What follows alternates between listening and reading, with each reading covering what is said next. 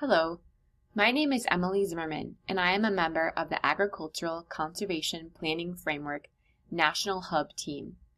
In this video, I will introduce the Agricultural Conservation Planning Framework, or ACPF, and its key concepts. Here is an overview of the video today. First, we'll talk about what the ACPF is and how it works. We'll think about the role of ACPF and its outputs in conservation planning. Finally, we'll talk about who can use the ACPF and what support is available for users of the ACPF.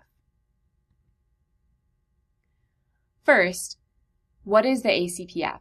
The ACPF is, at its core, a science-based, data-driven approach to identifying opportunities to install best management practices, or BMPs, to address soil and water quality needs in agricultural landscapes. The ACPF was developed at the National Lab for Ag and the Environment in Ames, Iowa, by geographers and soil scientists who worked for the USDA Agricultural Research Service.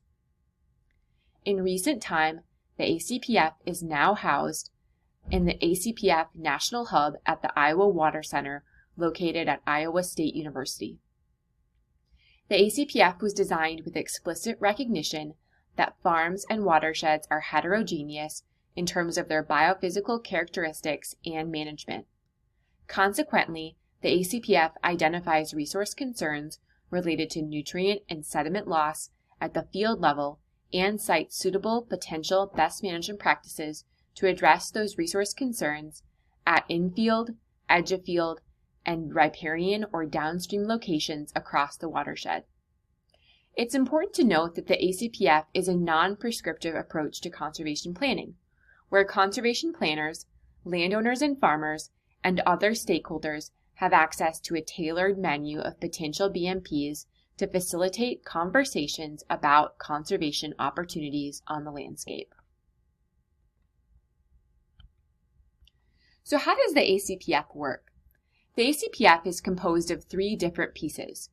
First, a conceptual framework. Second, a publicly available high-resolution geospatial database. And third, a series of GIS-based tools to identify areas of resource concern and locate potential BMPs to address those concerns at infield, edge of field, and riparian or downstream locations. I'll step through each of these components briefly to provide more information about what the ACPF is based on and how it works. So let's start with the first part of the ACPF. The ACPF is based on a conceptual framework that is represented in the pyramid figure on the right-hand side of this slide. This simplified figure demonstrates the key principles of the Agricultural Conservation Planning Framework. First, to maximize soil and water resource management by building soil health at the base of the pyramid with management like zero restricted tillage, nutrient management, and diversified crop rotations. But we know that often those steps may not be enough to avoid soil and water loss in agricultural landscapes. Therefore, as we move up the pyramid, the next step is to control water within fields with, for example, best management practices like controlled drainage, grassed waterways, and filter strips. But again, we know that sometimes more is needed or other options may be necessary to achieve resource goals. Again, moving up the pyramid, the next step are practices that control water below fields like wetlands, farm ponds, or water and sediment control basins, and then ultimately moving up to the top of the pyramid, putting practices in riparian areas like riparian buffers and saturated buffers. The ACPF uses these key concepts associated with controlling water at various locations to identify opportunities to treat soil and water issues with best management practices in pragmatic ways.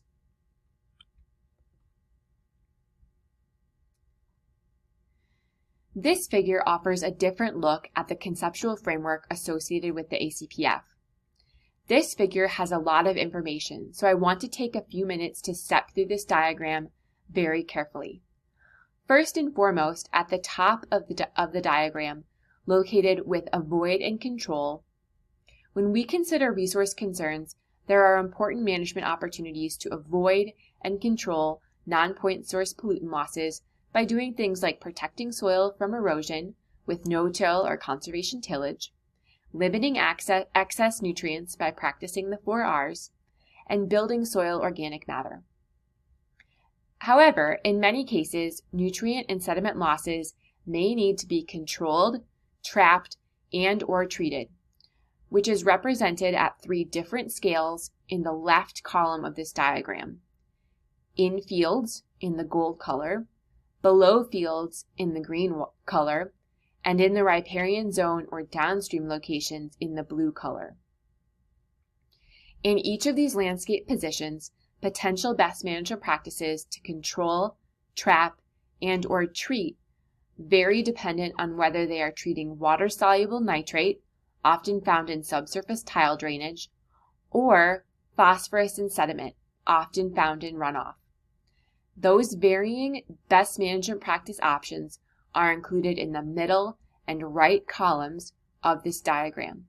For example, at the in-field scale, to control, trap, or treat tile drainage, options like surface intake filters, restored wetlands, and drainage water management can be identified using the ACPF.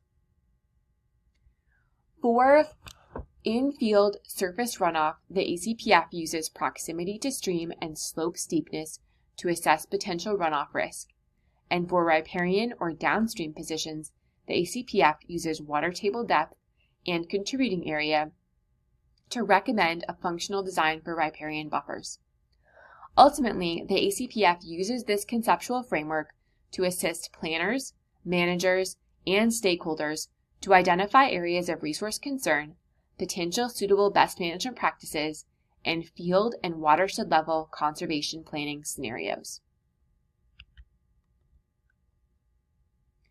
The ACPF uses publicly available geospatial data, including elevation, soils, and land use.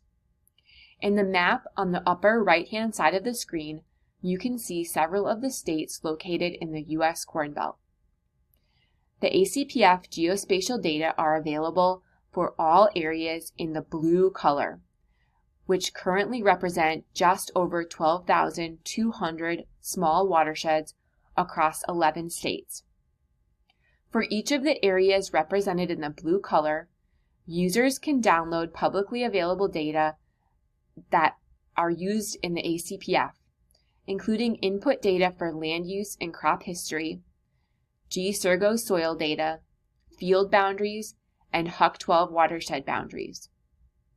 Each user should supply their own digital elevation model or DEM.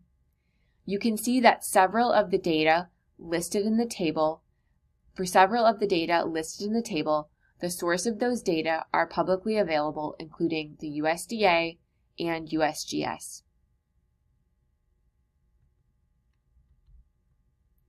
I'd like to step through some of those input or base data layers that users use in the ACPF.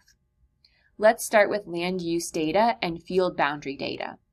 Land use data in the ACPF come from the USDA National Agricultural Statistics Service Cropscape Cropland Data Layer, which maps major agricultural commodity crops nationwide. You can see an image of the cropland data layer on the left side of this slide.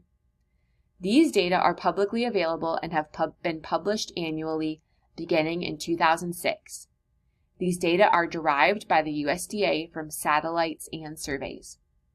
The resolution of these data has varied over time between 30 meters and 56 meters.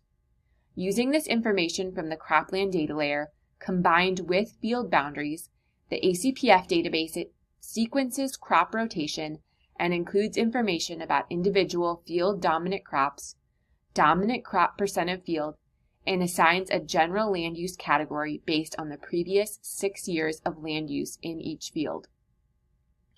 You can see in the map on the right-hand side of the slide a small watershed located in central Iowa where the general land use varies by field by color.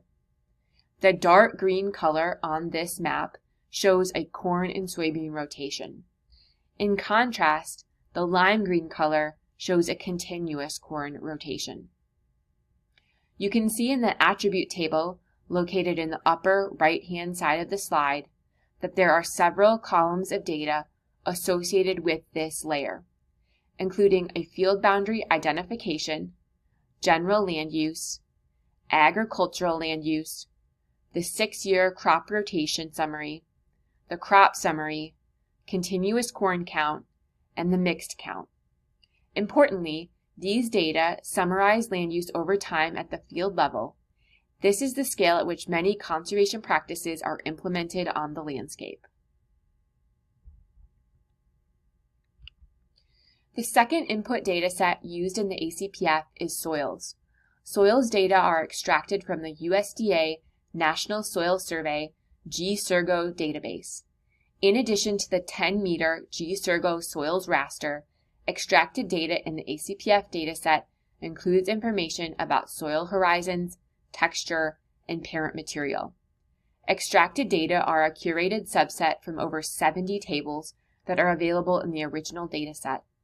Soil attributes and properties can affect the resource concerns present and conservation practices that can address those concerns in a given field and watershed. In the map on the right-hand side of the slide, you can see various soil units in a small watershed in central Iowa. On the legends in the middle and left-hand side of the slide, you can see more details about each one of those soil units. The final key input data layer is a digital elevation model, or DEM. This is the most important input data in the ACPF because it provides users with information about how water flows across the landscape, which not only influences areas of resource concern, but also impacts the types and placement of conservation practices on the landscape. Having an accurate representation of the land surface is a critical step in conservation planning at fine scales. High-resolution digital elevation models are typically derived from LiDAR-based data at the 1 to 3 meter scale. Again, high-resolution LiDAR data allows users to understand how water moves across the landscape based on slope and where water accumulates into concentrated flow paths. This allows planners to strategically locate conservation practices that reduce slope length, slow water flow, and can reduce sediment and nutrient losses on the landscape. In the map on the far left-hand side of the screen, you can see a digital elevation model for a small watershed located in central Iowa. In the middle map on the slide, you can see the mean slope associated with each field in the small watershed, which varies from 0 to 25%. In the map on the far right-hand side of the slide, you can see a map of flow accumulation, which is denoted with those red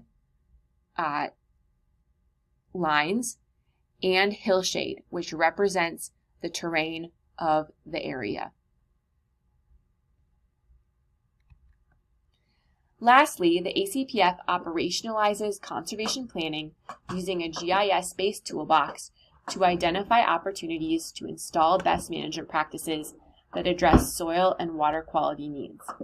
In the images in the center of the slide, you can see several of the best management practices that ACPF offers, including grassed waterways, water and sediment control basins, nutrient removal wetlands, bioreactors, contour buffer strips, and riparian and saturated buffers.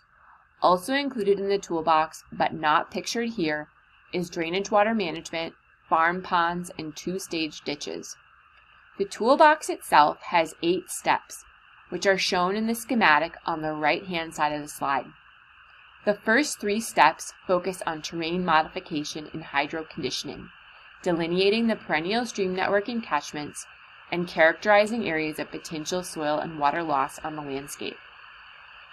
The following 3 steps, steps 4 through 6, provide users with tools to identify opportunities for best management practice placement in field, at the edge of field, and in the riparian or downstream area. Finally, there is a Soil Vulnerability Index step and a Utilities step. Over the course of these videos, we'll step through each of these in much greater detail.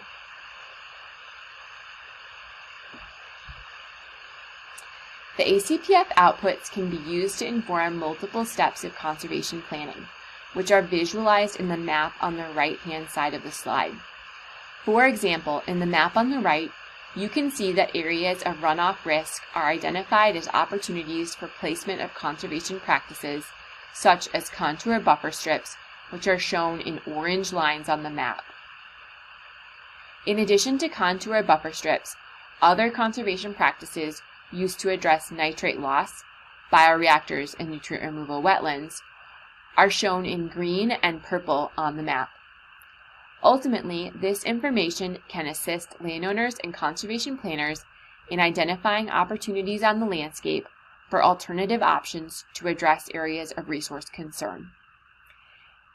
The ACPF results can inform NRCS 9-step conservation planning process, including assisting clients and stakeholders in identifying problems, opportunities, and objectives, inventorying and analyzing resources associated with terrain, soils, hydrology, and land use, and formulating and evaluating alternative opportunities for best management practice placement.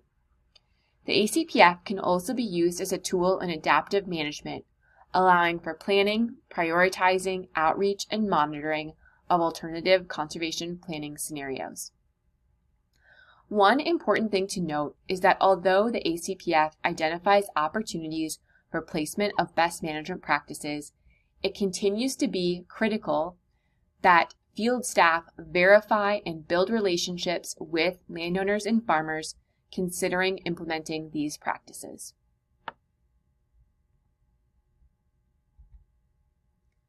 So who can the ACPF be used by?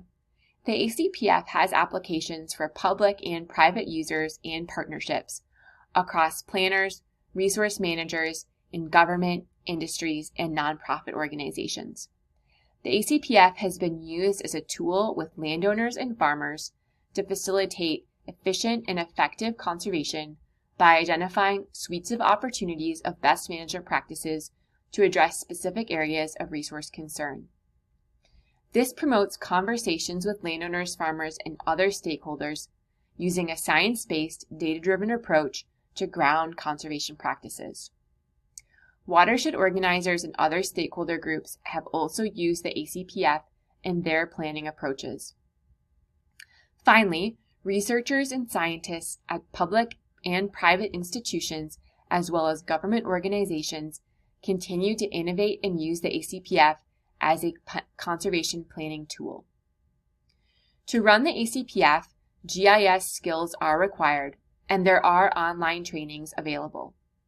To run or interpret results from the ACPF, to use the outputs, watershed management skills and local watershed knowledge are useful. So what support is available for the ACPF? The ACPF is supported by the ACPF National Hub.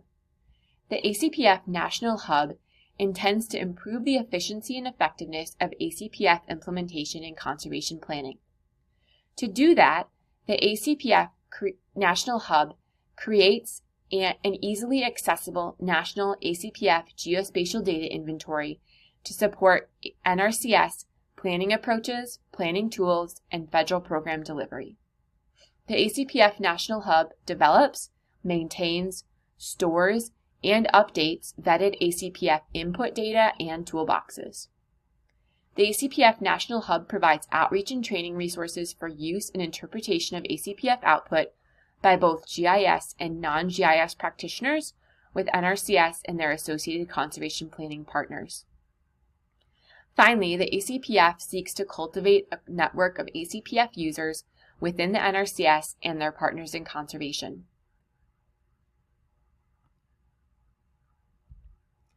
There are several resources available via the ACPF National Hub at the acpfforwatersheds.org website.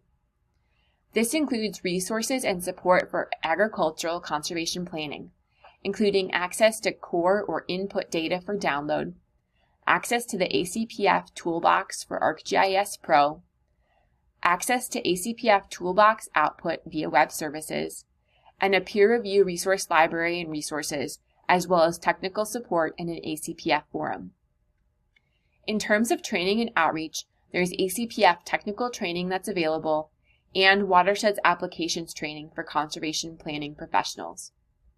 On the website, there are use examples, process graphics, and additional guidance for using ACPF outputs within existing planning processes. Again, all of this information and more is available at acpf4watersheds.org. Finally, here are two important resources for ACPF users. First is the ACPF website, acpf4watersheds.org, and the ACPF National Hub email, acpfsupport@iastate.edu. Thank you.